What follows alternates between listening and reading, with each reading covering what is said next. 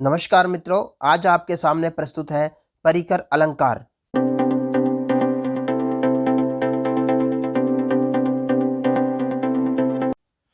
इस वीडियो में हम हमेशा की तरह परिकर अलंकार के लक्षण और परिकर अलंकार के उदाहरण पढ़ेंगे और ये सभी हम पढ़ेंगे साहित्य दर्पण के अनुसार।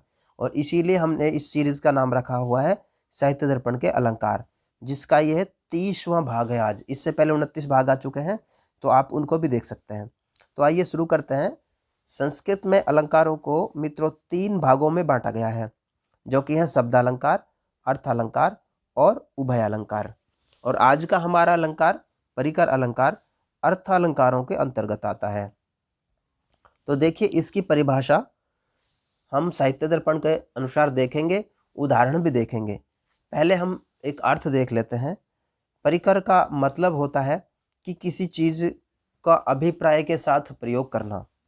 तो जब हम किसी विशेष्य के साथ किसी विशेषण का अभिप्राय के साथ प्रयोग करें तो वहाँ पर परिकर अलंकार होता है। हम आम बोलचाल की भाषा में या साहित्य में या कविता में, श्लोकों में अलग अलग विशेषणों का प्रयोग तो करते ही हैं। तो जब वो विशेषण हम किसी विशेष अर्थ के लिए प्रयोग करें और उस अर्थ का उसी वाक्य में प्रयोग भी हो, तो वहीं पर उसी को हम परिकर अलंकार कहते हैं। देखिए, एक उदाहरण हम देखते हैं। सोच हिमालय के अधिवासी, यह लज्जा की बात हाय, अपने ताप बने तापों से तू न तनिक भी शांति पाए। यहाँ पर किसी व्यक्ति को वो कह रहे हैं कि हे व्यक्ति, तू हिमालय का अधिवासी है, यानी कि हिमालय का रहने वाला है, तो तेरे लिए यह बहुत ही लज्जा की बात है। क्या लज्जा की बात है? कि तू अपने तापों से ही तप रहा है, गर्मी से ही तप रहा है और तुझे कहीं भी शांति नहीं मिल रही है। तो ये कह रहे हैं कि तू अपने तापों से तप रहा है, तुझे कहीं भी शांति नहीं मिल रही है, और साथ में उसके लिए विशेषण प्रयोग किया, हिमालय के अधिवासी। हिमालय के अधिवासी विशेषण जब उसके साथ प्रयोग किया है तो वो एक अभिप्राय के साथ प्रयोग किया है। हिमालय के अधिवासी जो होते हैं उनको कहीं ताप नहीं लगना चाहिए, उनको शांति मिलनी चाहिए। एक तो हिमालय पर ऐसे ही बर्फ़ होती है और वहाँ पर गर्मी कम होती है, दूसरी बात वहाँ जा कर के मानसिक शांति भी मिलती है। लेकिन यदि कोई व्यक्ति हिमालय का अधिवासी होते हुए भी तापों से तप रहा है तो उसके लिए एक बहुत ही लज्जा की बात है। तो अब यहाँ पर क्योंकि इन्होंने हिमालय के अधिवासी विशेषण लिया था और वो एक अभिप्राय के साथ लिया था, ये दिखाने के लिए लिया था कि हिमालय का वासी होने के बावजूद भी यदि आपको तापों से तपना पड़ रहा है तो ये आपके लिए बहुत ही लज्जा की बात है। तो हिमालय के अधिवासी यहाँ पर एक विशेष अभिप्राय के साथ आए, इसीलिए यहाँ पर परिकर अलंकार है। इसको हम इसी तरह समझ सकते हैं। अब हम आते हैं साहित्य दर्पण के अनुसार कि साहित्य दर्पण में इसकी परिभाषा है, उक्तै विशेषणै शाभिप्रायै परिकरो मतः, कि अभिप्राय के साथ किसी भी उक्ति को विशेष रूप से कहना, विशेषण के रूप में कहना, उसी को परिकर अलंकार कहते हैं। कोई विशेष उक्ति है, उसी को किसी विशेष अर्थ में कहा गया है, विशेष अभिप्राय के साथ कहा गया है, उसी को हम परिकर अलंकार कहते हैं। देखिए, जैसे कि अच्छा, इसके नीचे हमने इसका हिंदी अर्थ भी लिखा हुआ है, आप चाहें तो। कहे हुए विशेषण यदि विशेष अभिप्राय का बोधन करते हों तो वहाँ पर परिकर अलंकार होता है। अब हम साहित्य दर्पण के अनुसार इसका एक उदाहरण देखते हैं।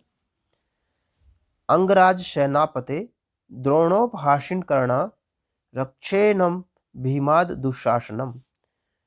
कहते हैं कि हे द्रोणाचार्य पर हंसने वाले अंगराज कर्ण, अब तुम भीमसेन से इस दुशासन की रक्षा करो। ये अश्वत्थामा की उक्ति है, जिसको कि वो वेणी संहार में कहता है। अंगराज कर्ण से कहता है। कर्ण को दुशासन से पहले सेनापति बना दिया गया था और ये बात अश्वत्थामा को अच्छी नहीं लगी, तो जब लड़ाई करते करते जब भीमसेन दुशासन पर भारी हो गए, हावी होने लगे, तो उस समय अश्वत्थामा द्रोण का उपहास करने के लिए, द्रोण पर कटाक्ष करने के लिए उनके साथ एक विशेषण प्रयोग करते हैं। उनको कहते हैं कि द्रोणोपहासिन कर्ण, कि द्रोण पर हंसने वाले कर्ण, और साथ में कहते हैं कि अंगराज और सेनापति, हे सेनापति द्रोण पर हंसने वाले कर्ण, रक्ष एनम भीमाद दुशासनम, इस दुशासन की भीम से रक्षा करो। तो यहाँ पर एक जो सेनापति और द्रोणोपहासिन, ये जो दो विशेषण प्रयोग किए गए, इनसे दोनों से ये अर्थ होता है कि आप एक तो सेनापति बन गए, दूसरे आप द्रोणाचार्य जी पर भी हंसने वाले हो, तो अब आप इनकी रक्षा करके दिखाओ। यानी कि कहना ये चाहता है कि जब आप इसकी रक्षा ही नहीं कर सकते तो आपका क्या अधिकार था कि आप सेनापति बन गए? आपको क्या अधिकार था कि आप द्रोणाचार्य पर हंस रहे हैं? तो यहाँ पर ये जो दो विशेषण प्रयोग किए गए, ये दोनों एक अभिप्राय के साथ प्रयोग किए गए, इसीलिए यहाँ पर परिकर अलंकार होता है मित्रों। तो मित्रों, ये था परिकर अलंकार की पूरी परिभाषा और उसके उदाहरण। तो मित्रों, यदि आप इसी तरह के अन्य वीडियो भी देखना चाहते हैं तो आप हमारे चैनल को सब्सक्राइब कर सकते हैं। यदि आपको ये वीडियो पसंद आए तो आप इस वीडियो को लाइक करें और अपने मित्रों के साथ शेयर करें। मित्रों, हम इस चैनल पर इसी तरह के अन्य वीडियो लाते रहते हैं। हमने बहुत सारे वीडियो अनेक अलंकारों पर बनाए हैं। इसके अलावा हमने संस्कृत साहित्य पर, ग्रंथों पर और लेखकों पर बहुत सारे वीडियो बनाए हैं। आप हमारे चैनल को सब्सक्राइब करें और वहां जाकर आप हमारे प्लेलिस्ट में सारे वीडियो देख सकते हैं। धन्यवाद मित्रों, जल्द ही मिलेंगे किसी नई वीडियो के साथ। तब तक के लिए नमस्कार।